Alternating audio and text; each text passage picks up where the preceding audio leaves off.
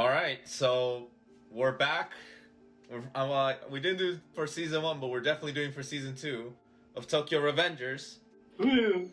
And I'm here this time with RivenWarlock. I'll change my name in the thing so you have less trouble. You're struggling. Oh, damn it. I messed it up. And whatever. Anyway, not the point. We're here today because fuck, this episode We're gathered here today. This episode was actually one hell of a start. I'll allow my friend here to start it off. It bridges the gap of what happened between at the end of last season, so we know how he survived and how we're even having the season 2. And we talk about how things got so screwed. Were the main points, really. Not to mention, we get a nice surprise visit from a future version of Kazutoru. Oh yeah, that was a nice surprise. Future Kazutora. And then, obviously, Takemichi gets the shit beaten out of him again. But more like, he thought he was probably doing him a favor. Hey, it's how Baji met Takemichi. Beat the fuck out of him. You're not wrong. What I will say, though, is it was interesting, like, hearing about the Black Dragon, because Kazutoru has some connections to them, especially in, like, the side story related to how Tomon was created. Right. So there is a lot of things related to the Black Dragon, especially with... I won't spoil it here, but there is a key character that has a bigger connection with the Black Dragon. Yeah, there is. We'll just have to wait and see how that transpires in the series. Yeah, I can't wait to see what more animated there will be when it gets to that point. But after, like, Naoto gets reintroduced, dude, seeing Naoto, like, at least this timeline version, just completely dead inside caught me off guard. That actually caught me off guard. That was surprising. Seeing the reunion between the two was hilarious, especially what transpires next. And then the interrogation room. I think that's where mostly I was extremely focused on, because there are a few things I want to say, but I'll allow you to kind of go to what you... No, go ahead and shoot your ideas off first, and then I'll wrap us up. Okay, because I was going to say, there was something during the whole conversation between future Akun and, I guess in this case, past Takemichi, since... Well, the version we're seeing in the video is the past version, the one that right. No memories, just to help tell the difference. There was an extra conversation added related to Akun and his family. That was not in the manga from what I took a quick brief look. That was a nice touch. Yeah, that was a nice touch to show just how fucked up Tomon got. Like, even Takemichi became, well, fucked corrupt. up. Yeah, and...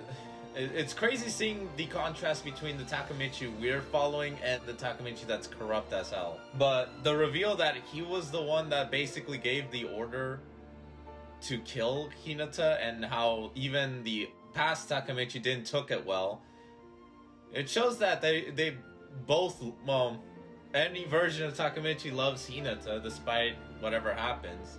Despite everything, yeah. Because... It wasn't even that he was set up. He obviously knew he was set up, but it was more heartbroken that who it was.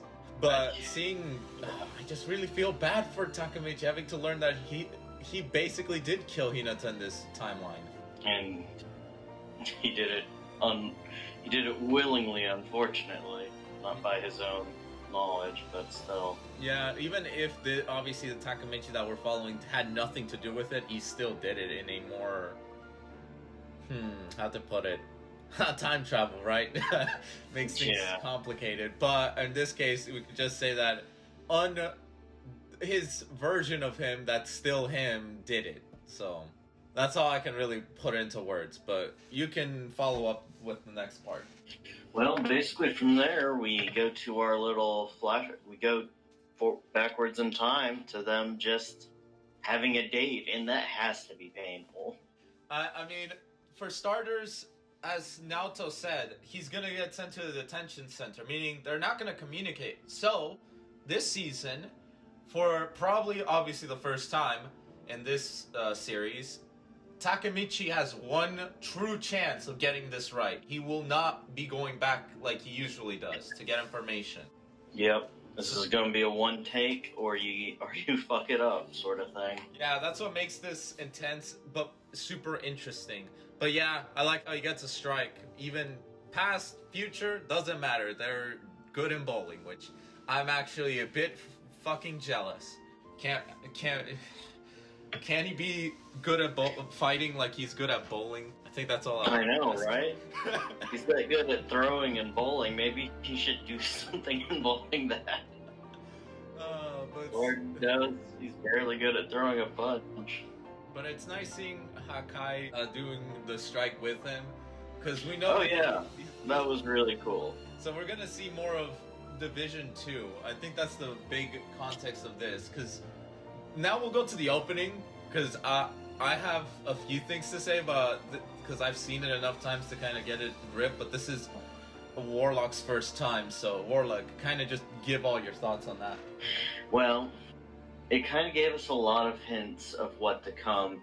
It wasn't set up like how the first one was, where there was a series of events that you didn't know about. This time, it focused more on the characters we know and vague ideas of what they're doing, is what I got from it.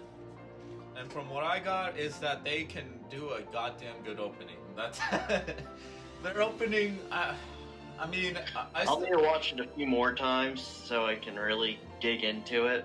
Eventually, we'll do a comparison which one's better, Crybaby or what this one's called, White Noise.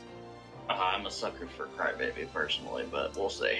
We'll see. We'll make a video on that. But overall, this episode's a 10 out of 10. This is how you start a series. Continuation to the previous season, especially with how it ended. Yes, this was a solid continuation from last season. They did a great job pulling that off. And now, let us see how Takemichi handles the rest of this season, because it'll be a treat for everyone. Who do you think will kick his ass first? Oh, we both know. We both fucking know.